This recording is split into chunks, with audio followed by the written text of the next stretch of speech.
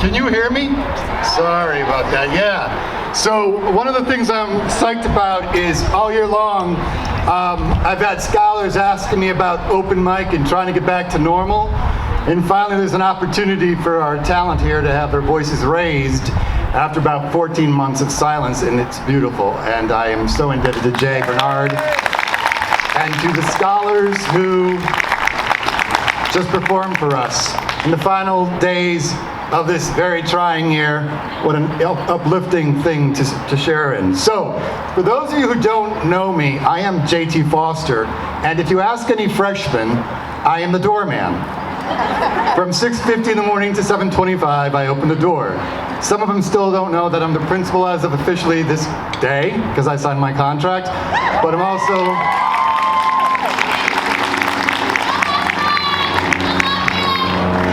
love you too. I am the principal now at Connecticut River Academy. I'm very psyched that we're outside because we were trying to do social distancing in the gym and it's not very possible, but anyway. I want to welcome everyone here today for a very special award. We heard about it a month ago with my very subdued reaction to the announcement. If you didn't see it on YouTube, please, I need more hits. But as we talk about this award, I want to start with one thing. One of our beliefs about learning is that everybody in the community has ownership of learning. And if everybody in the community has ownership of learning, then everybody in the community deserves acknowledgement for this award. So I'm honored to have you all here, but some distinguished guests who I'd like to introduce to you. President Mark Scheinberg is the man who had the vision for Connecticut River Academy. Working with the Goodwin University team, they turned this brownfield into our beautiful campus. So I'd like to acknowledge the planes flying by. Todd Andrews, who's been here from the beginning to bring this vision to life. And this year working closely with Freeman Burr and David Day on the Goodwin side. And then from Learn, who has overseen us for the last 11 years, Ryan Donlan, who is been working side by side with me through this very difficult year. And Ryan, thank you so much.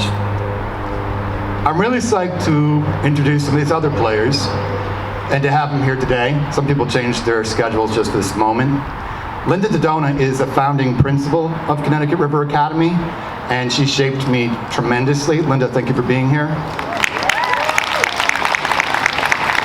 And the second principal is Ms. Tara Emertrudo, who I worked closely with for 5 years. And truth be told, Tara was supposed to accept this award last year, but COVID interrupted that. But I think this is much better, because the award would have been handed out in private somewhere where you would not be able to participate. And I'm grateful that we have this moment together. I want to take a moment. As a magnet school, what's very different about us and very important are our magnet theme coaches. I have Michelle Salas, who was the early environmental theme coach, but also wrote the grant. She's joining us today. Wendy Gavin, who you all know, is the early college theme coach, and what I'm most proud about with Wendy is when we started, we had about 42% of our scholars graduate with early college experience. We rose to about 82, and this year we're approaching 90 with a college experience. And our goal is that every scholar who enters our front door will have an early college experience at Goodwin University.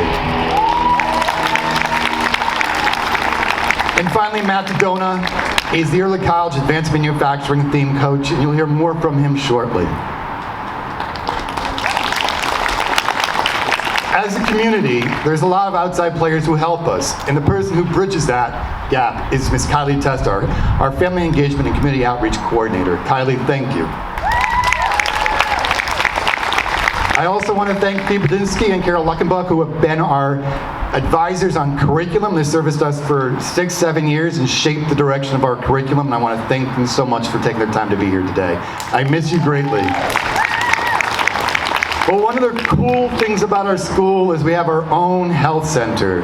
And during this year of COVID, to have Mallory, Jen, and Tara keeping track, doing the tracing, they've gone above and beyond.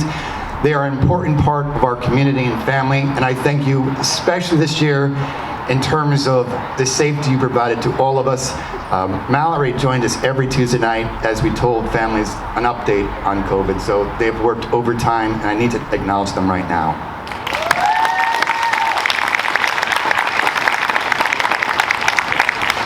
We're blessed to have a great security system, and I say that because Alan is here and Joelle, you know how hard they work, as well as Murphy and her team to keep the building going.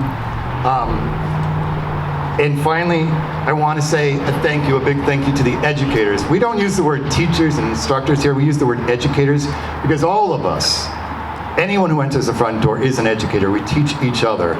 So to all the educators who have worked so hard this year, trying to do online and in person, this is for you.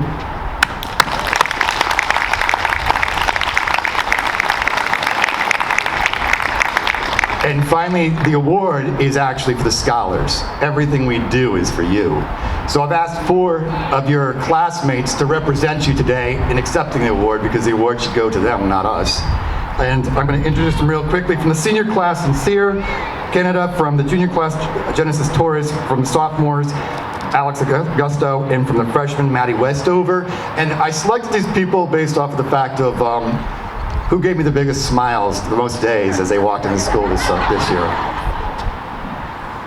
Finally, the MSA team who has overseen the grant that we are talking about, Heather Jacoby, Maria Quadros, who has come back for us, June Thomas, and Matt Dodona. Matt, I'm going to turn this over to you.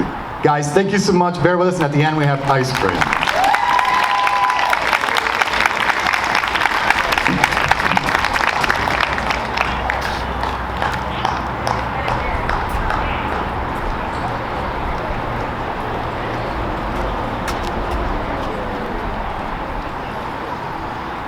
Well, good morning, everybody. I'm honored to be here this morning. I'm incredibly proud not only to work here at the school, to work with the staff here, but really it's all about our students, and that's truly what brings me joy. Being able to create opportunities and create an experience for you to have a successful life after you leave us here at CTRA. So I just want to thank all of you for being here today, and let's give a round of applause to our scholars for the work that they put in every single day here.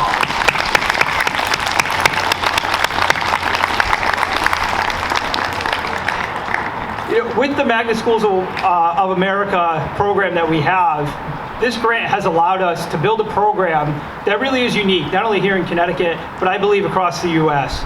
Being able to offer early college courses to our students, not only in the advanced manufacturing, but in other core areas as well, has allowed us to create those opportunities for students. And those courses and the credits that we're able to offer to students and the skills that we're able to pass on is part of it. But we've also been able to build in the curriculum and have units and lessons within the core areas to support what's happening down in the advanced manufacturing arena. In addition to that, I really think we've taken a holistic approach. We have the theme integration. We've been able to build in the engineering design process in English and math, and we're doing things that most people didn't think were possible.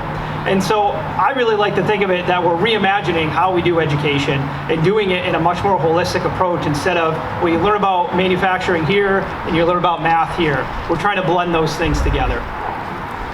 And we've been able to do this really through 4 different areas. In building the professional development, just a couple of weeks ago, we had all of our educators down to our advanced manufacturing facility, which we're now calling the Innovation Center, and we're trying to build that out and get some official naming behind that. But down at our advanced manufacturing center, we were able to have all of our educators down there, and we have them engaging in work where they're able to use our technology to see what our scholars are going through, but also to spread the word about the habits of mind. And really that's again bringing back that blended education where we have the technical part, but then also what are the essential skills that our scholars need to graduate with. So it's through that professional development with our educators. It's through building the capacity in our curriculum, bringing in systematic reform and cultural competency, and finally preparing our students so that they can be successful on standardized tests, but then also prepared social emotionally by having summer experiences. And the grant makes all of that possible for us. We have an amazing team, as Mr. Foster was mentioning, that we work here with, and I really feel that it is a true partnership. And there's a lot of different players that come together, not only from Learn, but from Goodwin, from CTRA, and as well as our community partners. We're all able to come together and to create the best possible experience for our scholars.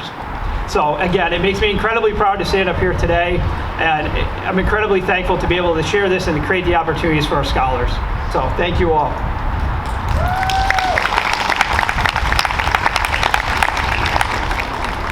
I'd like to now bring up Mr. Mark Scheinberg, somebody that continues to be an absolute inspiration to me. His vision that he's had, give it a second. The vision that he's had not only for Goodwin University, for the Connecticut River Academy, for the programs that we have with our expansion down to the University of Bridgeport, he continues to innovate and inspire not only me, but countless other people. Mark Scheinberg.